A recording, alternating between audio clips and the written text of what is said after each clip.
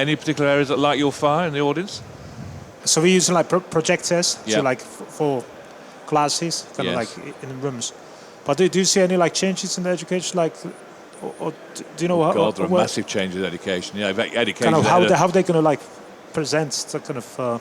Well, education is ahead of business in a lot of ways, actually. I mean, you're trying stuff that business is just trying to grapple with at the moment, really.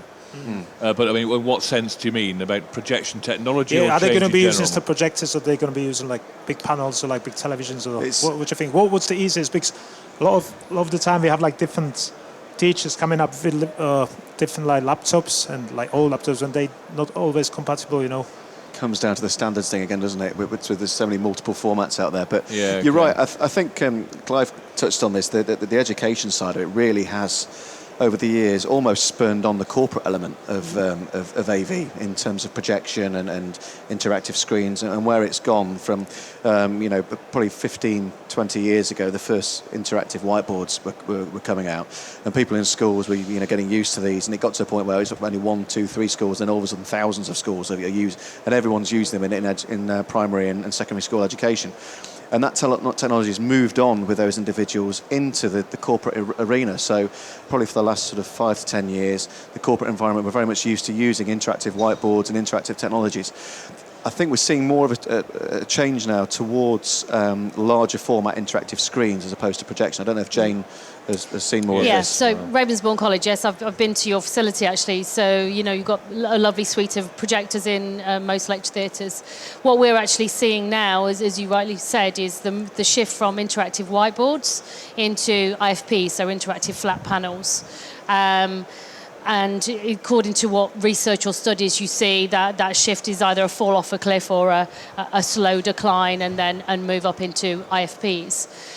It really depends on the size of the classroom. Lecture theatre, primary and education are much more likely to go down the IFP route, so an 80 or an 85-inch interactive flat panel with what you call a power user or the lecturer, the teacher at the front of the room.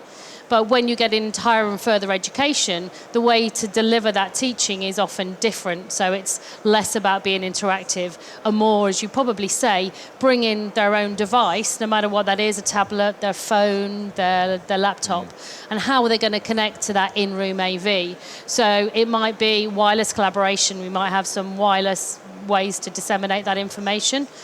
And that is available to use as an extension onto existing projection, for example. So I absolutely wouldn't say throw out your projectors, not at all.